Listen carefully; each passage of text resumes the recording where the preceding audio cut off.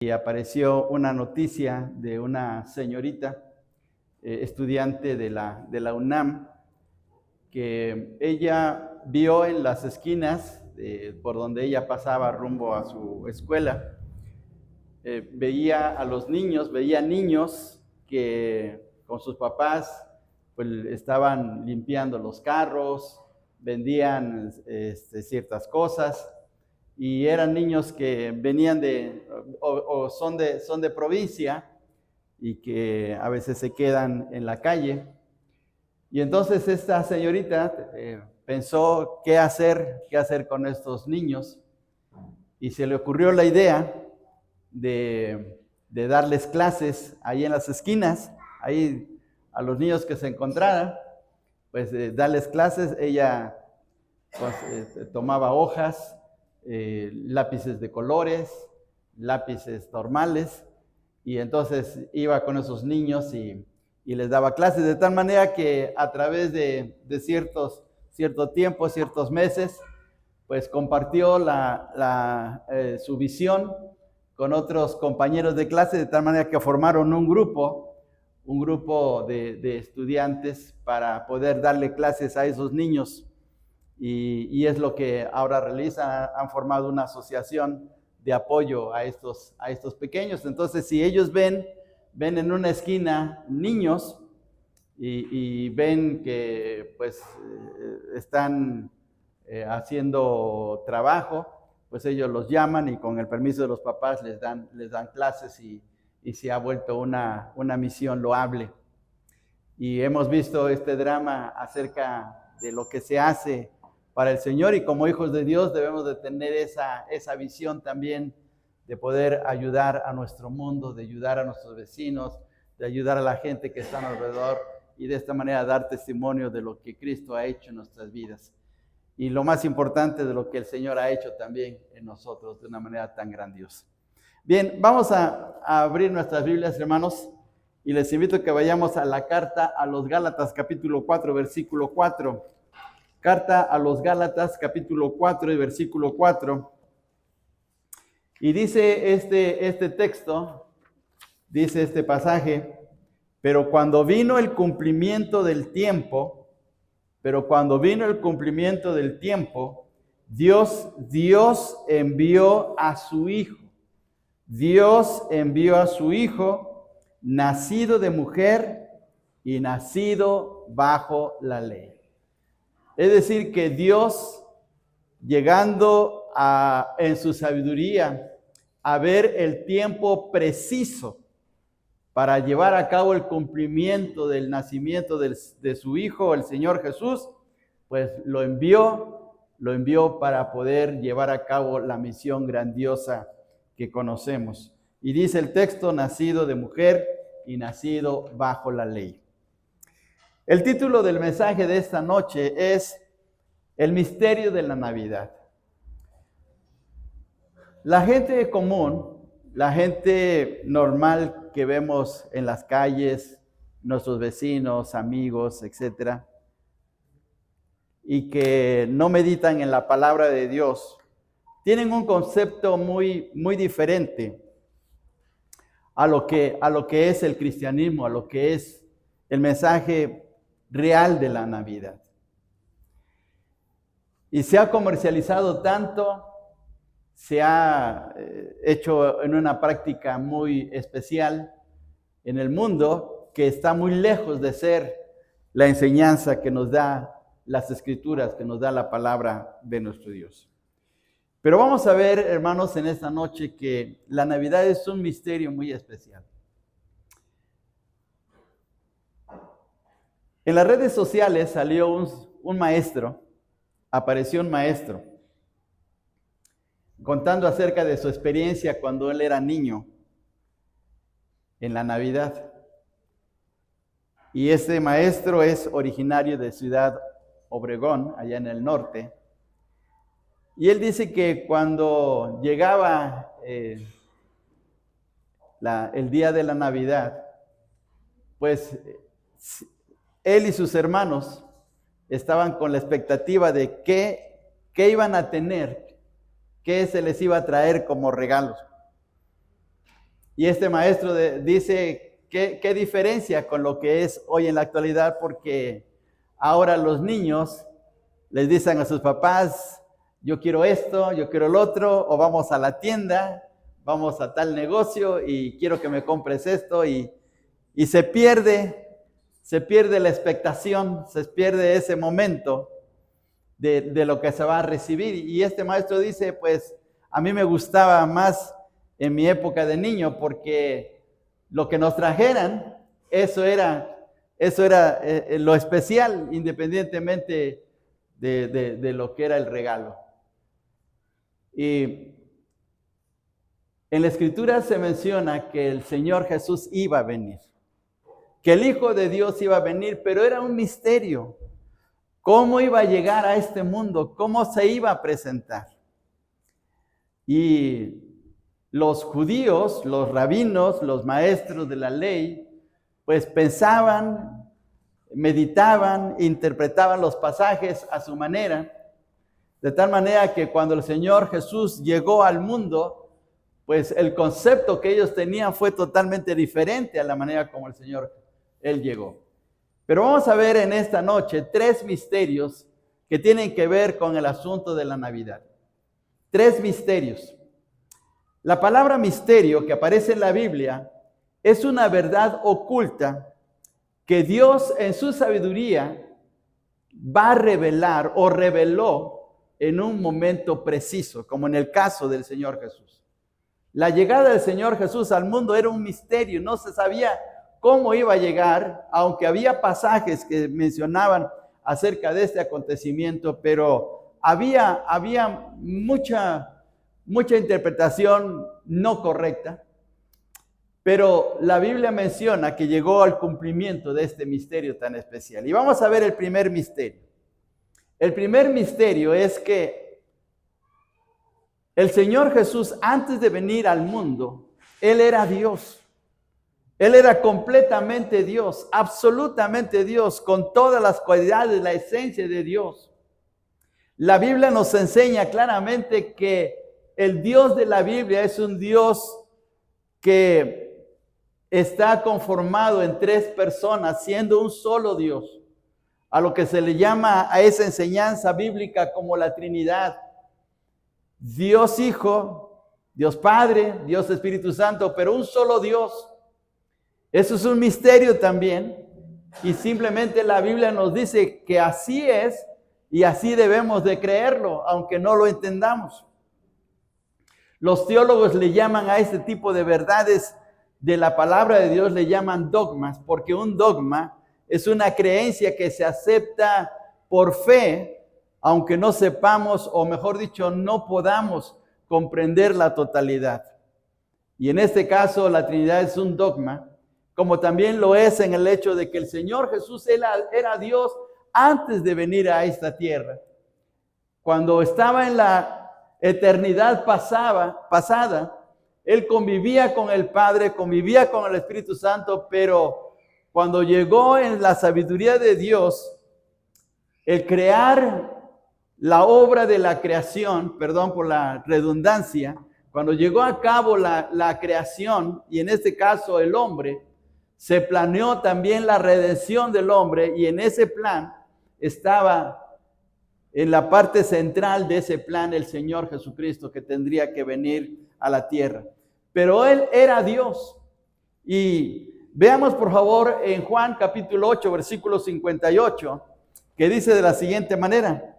Juan capítulo 8, versículo 58. El Señor Jesús, hablando con los judíos, dice estas palabras especiales. Juan capítulo 8, versículo 58. Jesús les dijo: de cierto os digo, antes que Abraham fuese, yo soy. Y el Señor Jesús está diciendo claramente, antes de venir en la tierra, yo ya existía, yo ya estaba.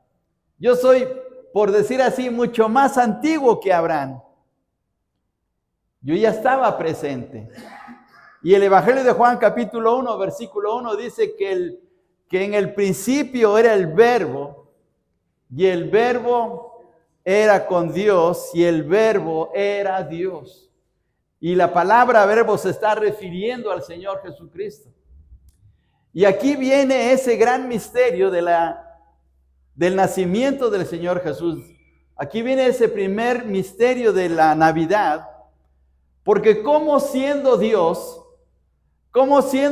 infinito, como siendo Dios el creador de todas las cosas, el creador del universo y quien sustenta todas las leyes del universo, ¿cómo es que pudo venir a estar entre nosotros cuando desde el punto de vista de la dimensión somos tan pequeños en comparación a Él? Dios es infinito. Y veamos, hermanos, este pasaje, por favor. En Primera de Reyes, capítulo 8, versículo 27, estas palabras son del rey Salomón. Primera de Reyes, capítulo 8 y versículo 27. Salomón se propuso, junto con su padre David, construir el templo de Jerusalén.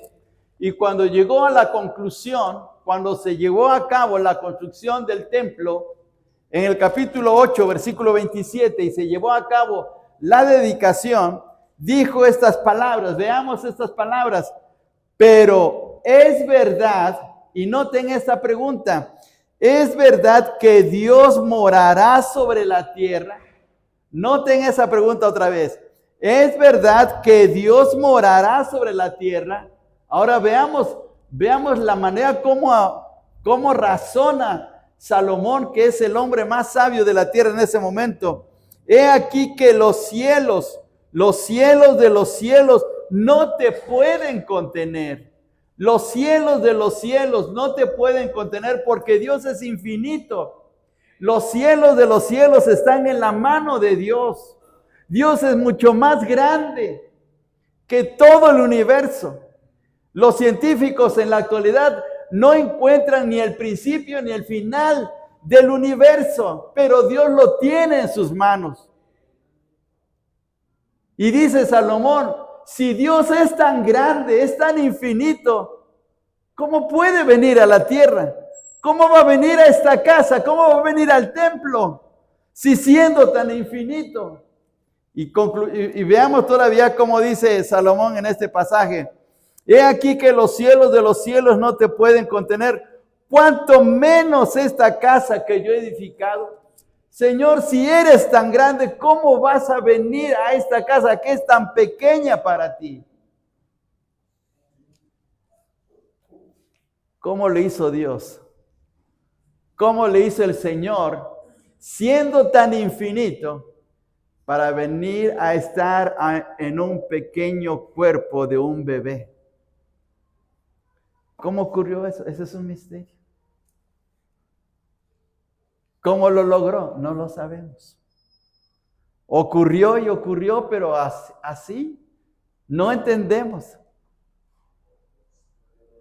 ¿Podría usted le doy un ejemplo burdo, un ejemplo coloquial? ¿Podría usted meter su carro en una botella de 2 litros de una coca?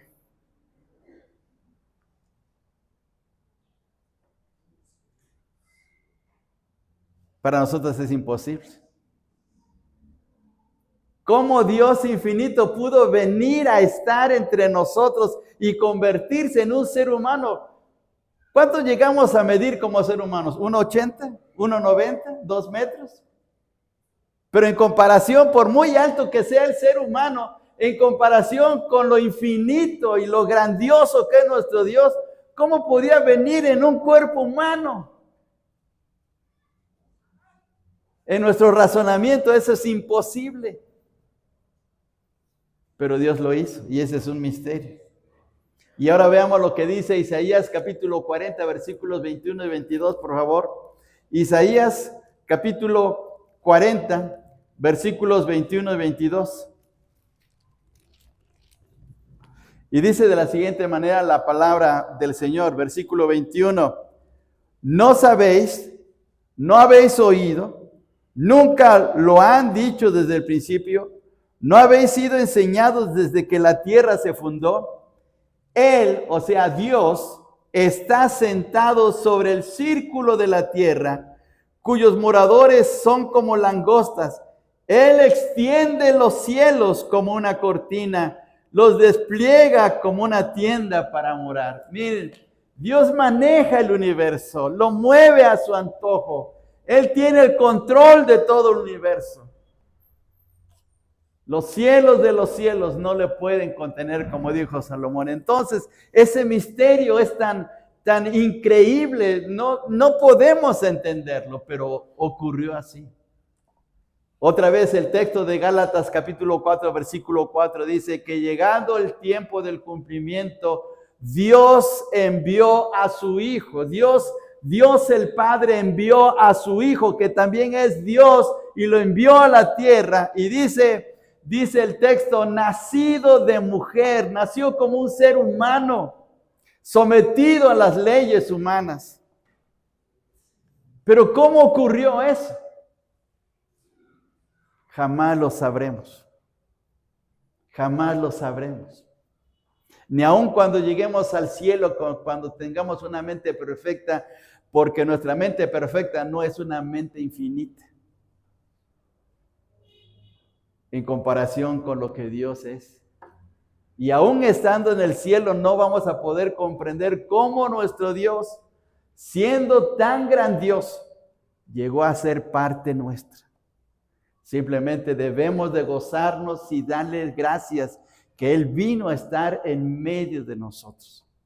Y ahí está el primer misterio. Eso nunca lo podremos entender. Nunca podemos comprenderlo. No hay mente humana, por muy sabia, por muy inteligente, por una mente tan profundamente razonadora, no va a poder comprender, porque a fin y al cabo, nuestra mente es finita, nuestra mente es pequeña. Y no vamos a poder entender ese gran misterio. Segundo misterio. El segundo misterio de la Navidad es que cómo vino a nacer en una señorita.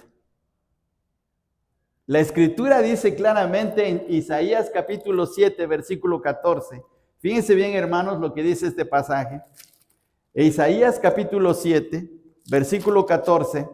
Dice así: por tanto, el Señor mismo os dará señal. He aquí que la Virgen concebirá y dará a luz un hijo, y llamará su nombre Emmanuel.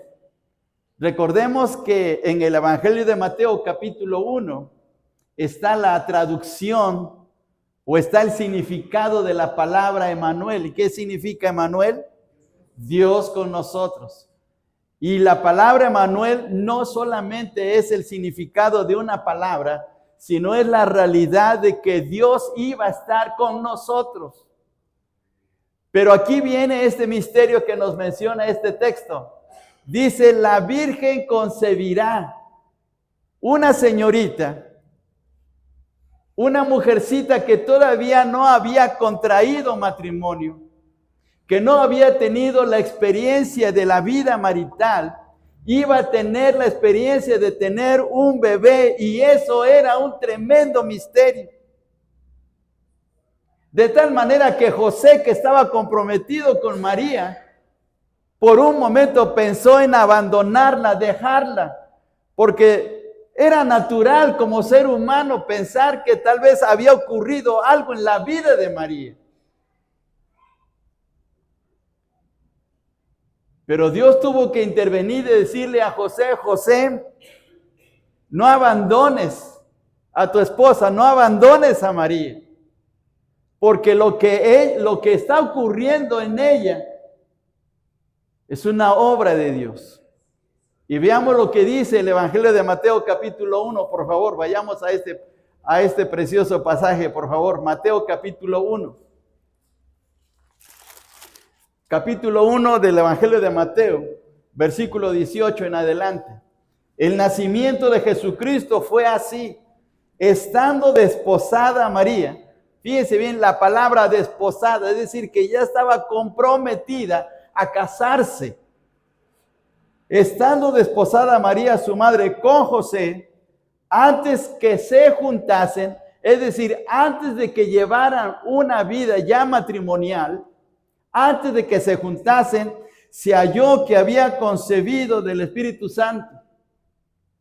¿Qué pensaría usted si una señorita le dijera, Dios me ha permitido y me ha bendecido y me ha dado la oportunidad de concebir un bebé sin intervención del hombre? ¿Qué pensaría usted? ¿Qué pensaríamos nosotros? Diríamos, eso no puede ser, eso es imposible. Pero eso ocurrió y ese es un misterio. Y veamos lo que dice más adelante el pasaje. José, su marido, como era justo, dice el texto, y no quería infamarla, no quería causarle daño, porque eso se convertía en un serio problema, y no quería infamarla, quiso dejarla secretamente, como que se quiso separar de ella, pero de una manera muy cortés, de una manera muy tranquila, para evitar los comentarios, los malos comentarios de la gente. Pero veamos el versículo 20. Y pensando él en esto, he aquí un ángel del Señor le apareció en sueños y le dijo, José, hijo de David, no temas recibir a María, tu mujer, porque lo que en ella es engendrado del Espíritu Santo es. Miren qué cosa tan tremenda es esto. Para José representaba un serio problema. Pero no solamente para José, sino también para María. Ella era la más afectada, imagínense. Pero Dios tuvo que hacer esta obra de tal manera que no ha habido en toda la historia de la humanidad un caso igual a este. La única persona que ha nacido de mamá, pero sin papá, solamente es el Señor Jesucristo. Ese es un misterio. Y eso no lo podemos entender. Y a través de la historia ha habido mucha crítica sobre este pasaje. Se ha mencionado muchas cosas. Es más, si ustedes han leído el libro del Código de Da Vinci, hay un cuestionamiento sobre este asunto. Porque es natural. Todos nacemos de papá y mamá. Todos los que estamos acá. Aunque tal vez papá no se haya aparecido en la historia de nuestra vida, pero sabemos que nacemos de papá y de mamá. Pero en este caso no. En este caso es algo bien especial, por eso es un misterio. Y es un misterio tan grandioso que debemos darle gracias a Dios que Él tuvo que intervenir para que naciera el Señor Jesús. Y por favor vayamos todavía al Evangelio de Lucas capítulo 1. Evangelio de Lucas capítulo 1, versículos del 30 al 35. Evangelio de Lucas capítulo 1, versículos del 30 al 35. Y aquí nos dice algo muy especial este evangelio. Dice de la siguiente manera, versículo 30. Entonces el ángel le dijo a María, no temas porque has hallado gracia delante de Dios. Y ahora concebirás en tu vientre y darás a luz un hijo y llamarás su nombre Jesús. Y este será grande y será llamado Hijo del Altísimo. Y el Señor Dios le dará el trono de David su padre. Y reinará sobre la casa de Jacob para siempre y su reino no tendrá fin. Entonces María dijo al ángel, ¿cómo será esto? Y mire la siguiente frase, pues no conozco varón. María estaba consciente de esta situación. ¿Cómo voy a tener un bebé si todavía no me caso? Y dice el versículo 35, respondiendo el ángel le dijo, el Espíritu Santo vendrá sobre ti y el poder del Altísimo te cubrirá con su sombra, por lo cual también el santo ser que nacerá será llamado Hijo de Dios. Mire, qué situación tan complicada para María y también para José. Cualquier señorita que dijera esto en la actualidad, hermanos, no lo creeríamos. Pero esto ocurrió en la vida de María. Y fue un misterio, y sigue siendo un misterio. Por eso se le llama a esta enseñanza el nacimiento virginal de Jesús. ¿Por qué? Porque nació sin papá, nació solamente de una señorita. Y por ese segundo misterio, que no podemos entender cómo es que se efectuó el nacimiento del Señor Jesucristo y vino a estar con nosotros como un ser humano, que no podemos entenderlo porque esto es obra de Dios, viene el tercer misterio. A causa de que el Señor nació de mamá sin papá, Él vivió sin pecado. En su naturaleza humana no hubo pecado. Toda su vida, los 33 años de existencia en este mundo, vivió en una completa comunión con Dios, de tal manera que en su naturaleza humana no hubo pecado. ¿Cómo es eso? Si todos pecamos, si todos le fallamos, todos mentimos, todos pensamos mal, todos actuamos mal negativamente. No hay ser humano que no haya hecho algo malo. Todos, por muy buenos que hayamos sido, por muy bien formados, por bien educados, tarde o temprano fallamos en algo. Por ahí nos sale un chismecito, por ahí nos sale una mentirita, por ahí nos sale un mal pensamiento, pero siempre le fallamos a Dios. Pero no en la vida de Jesús. Fíjense bien, qué misterio tan grande en el nacimiento de Él, porque toda su vida fue una vida sin mancha, una vida sin pecado. Y dice en la carta a los Hebreos, Hebreos capítulo 4, versículo 15, les invito a ir a este pasaje para que veamos a través de nuestros propios ojos lo que dice la Escritura. Capítulo 4, versículo 15, porque no tenemos un sumo sacerdote, refiriéndose a Cristo, porque no tenemos un sumo sacerdote que no pueda compadecerse de nuestras debilidades, sino uno que fue tentado en todo, según nuestra semejanza, pero, y miren, ahí está el pero sin pecado. Toda la existencia humana del Señor Jesucristo. Volvemos a repetir, los 33 años de existencia aquí en la tierra, no cometió ni un solo pecado. Ese es un misterio. ¿Cómo lo pudo lograr? ¿Cómo pudo ser? Solamente el Señor lo sabe. Porque nosotros no, hermanos. Por muy buen portados que seamos, por el esfuerzo que hagamos de vivir de una manera correcta, siempre fallamos, siempre fallamos.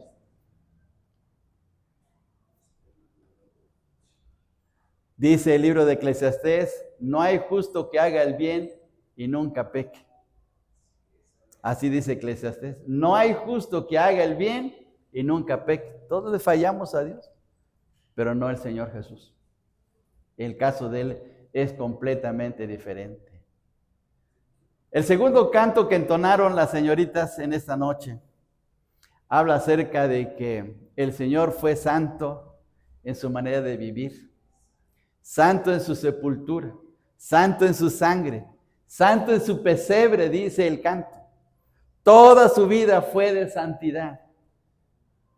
Y veamos, hermanos, aquí mismo en la carta a los Hebreos 7:25, dice de la siguiente manera, 7:25 de la carta a los Hebreos, por lo cual puede salvar perpetuamente a los que por Él se acercan a Dios, viviendo siempre para interceder por ellos. Por esa santidad, por esa vida sin pecado, es que al morir en la cruz del Calvario,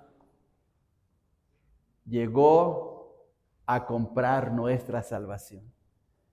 Si hubiera habido, fíjense bien, hermanos, si hubiera habido un solo pecado en toda la existencia humana del Señor Jesús, no hubiese sido aprobado por Dios. Ahora sigamos leyendo el versículo 26.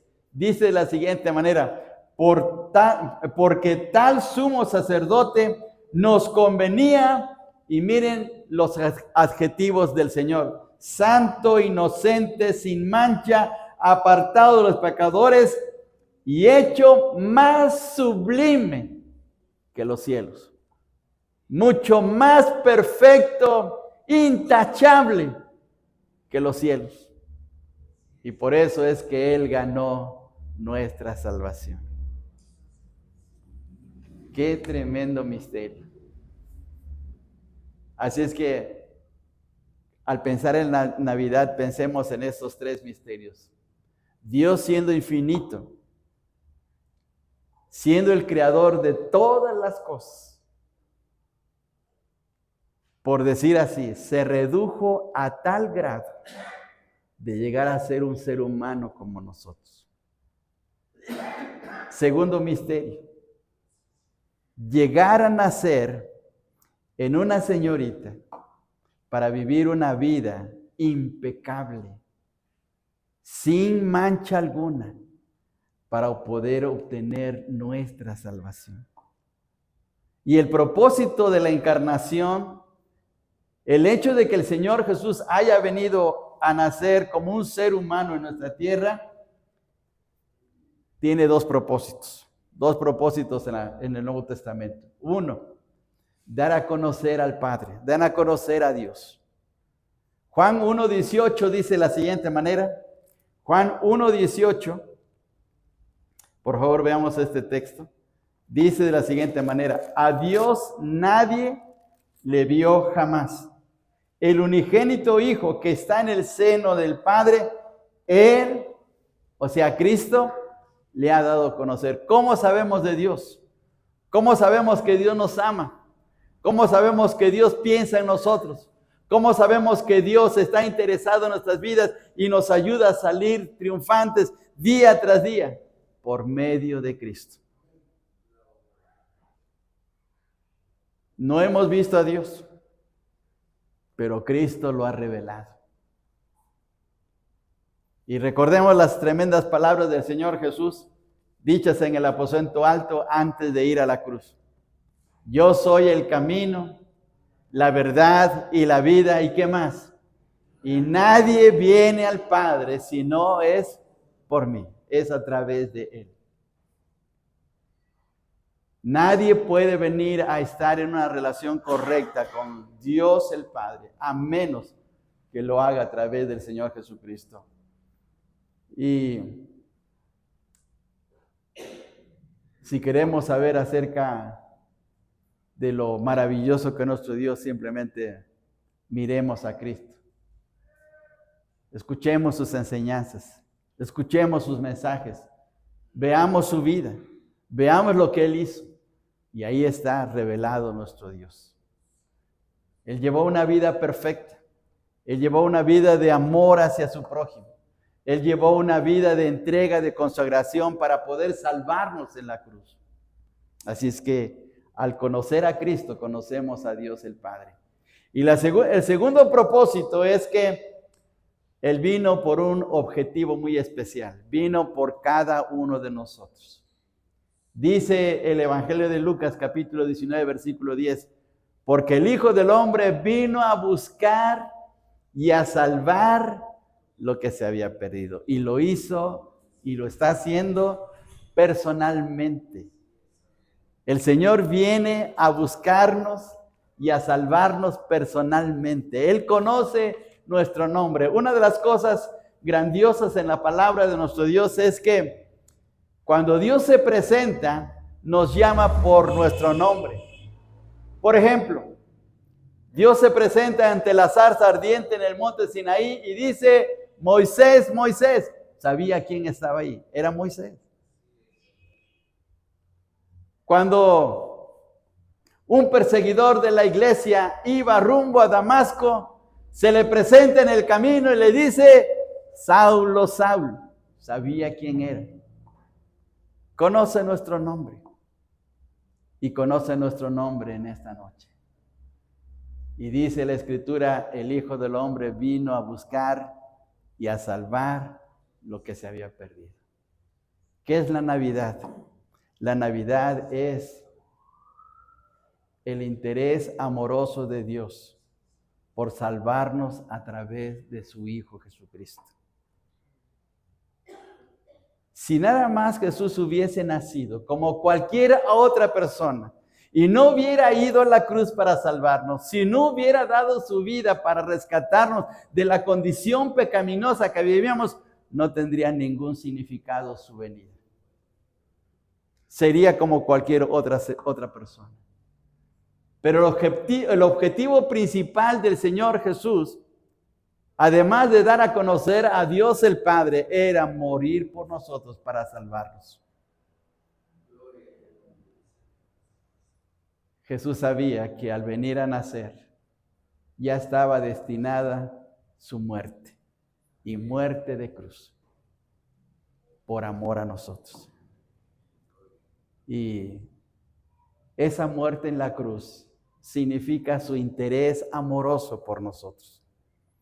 La mayor demostración del corazón de Dios por nosotros es la cruz, donde Él mostró su amor, dando a su propio Hijo. Romanos 5:8 dice, mas Dios muestra su amor para con nosotros en que siendo aún pecadores, Cristo murió por nosotros. Y miren, si usted tiene a Cristo en su corazón, usted tiene la mejor Navidad. Si no la tiene, si no tiene a Cristo en su corazón, no importa cuántas Navidades celebre, no importa como en el drama, no importa que haya pavo en la mesa, no importa que haya la mejor cena, pero si Cristo no está en su corazón, no tiene significado su celebración. Es simplemente una fiesta común y social, normal, como cualquier otra fiesta. Pero si Cristo está en el corazón, entonces eso marca la gran diferencia. Y yo le invito en el amor del Señor que aproveche en esta noche. Si no ha aceptado a Jesucristo como su Salvador personal, dígale, Señor, ven a mi corazón. Tú sabes cómo es mi vida. Tú sabes cómo he vivido. Necesito de tu ayuda. Tú moriste por mí en la cruz. Sálvame. Entra en mi corazón. Y en una oración sencilla. No necesita hacer una oración teológica o con tanto conocimiento de la vida. Simplemente una oración sincera ante Él, invitándole a venir a su corazón, es suficiente. Y yo quisiera invitarle. ¿Le gustaría aceptar a Cristo en esta noche? ¿Le gustaría entregar su corazón a aquel que nació en un humilde pesebre y después tuvo que ir a la cruz por usted? ¿Le gustaría aceptarlo? ¿Le gustaría decir, Señor, ven a mi corazón, hoy quiero entregar mi vida hacia ti? Déjeme decirle que si lo hace va a ser la mejor Navidad. ¿Por qué? Porque el Señor Jesús, por decir así, espiritualmente, nace en su corazón y experimenta una vida nueva. Experimenta el gozo de saber que a partir de ese momento su relación con Dios va a ser una relación eterna y maravillosa. Acepta a Jesucristo como Salvador personal. Le invito en el amor del Señor. Hágalo usted con su corazón sincero y va a ver la diferencia. Nada pierde si lo hace. Si no lo hace, usted pierde lo mejor, pero mire, le invito a que haga esa decisión importante.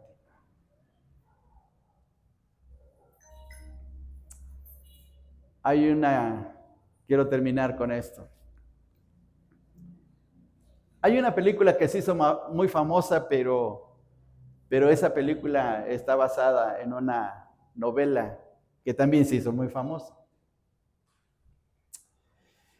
Un escritor de apellido Wallace, y que fue gobernador de uno de los estados de Estados Unidos, esta persona tenía dudas acerca de Jesucristo, tenía dudas acerca de la realidad de Jesús. Él pensaba que lo que creían los cristianos sobre Jesús era un mito, era una fábula, era algo que se había creado a través de la historia. Él se puso a investigar aprovechando su posición de político y de buenas relaciones. Investigó en diferentes universidades, él incluso fue a Europa, fue a Inglaterra, a poder leer escritos relacionados con la vida de Jesús. Y se puso a escribir.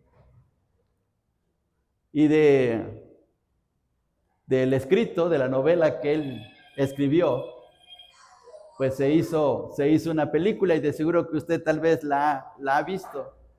Esa película se llama Ben-Hur. Pero lo especial de este señor, de este escritor que se apellidaba Wallace, es que cuando él termina de escribir su novela, se dice que ahí en su oficina, ahí en su escritorio, él dobló las rodillas y le dijo: Señor Jesús, creo en ti. Señor Jesús, ven a mi corazón. Señor Jesús, sé que eres real. Y por eso la novela de Ben-Hur termina con la escena de que Jesús está en la cruz del Calvario. Está siendo crucificado y su sangre está cayendo. Y en la novela, en la película, hay una tormenta y el agua está lavando el cuerpo del Señor, pero se está llevando su sangre. Y la sangre llega hasta una cueva donde hay dos mujeres leprosas, que son la mamá y la hermana de Ben-Hur. Y al llegar la sangre ante estas dos leprosas, quedan completamente sanas. Lo que Wallace está diciendo es que el poder grandioso de Jesús transforma la vida de la gente. Y por eso él tuvo que doblar sus rodillas. Y lo mismo va a ocurrir si le aceptamos en nuestro corazón. Que esta Navidad sea la mejor Navidad de nuestra vida con Cristo en el corazón. Con Cristo en el corazón, nada más. Pongámonos de pie, hermanos, y oremos. Oremos. Te damos gracias por tu bendita palabra. Bendito Dios, gracias porque un día, en tu gran amor por nosotros,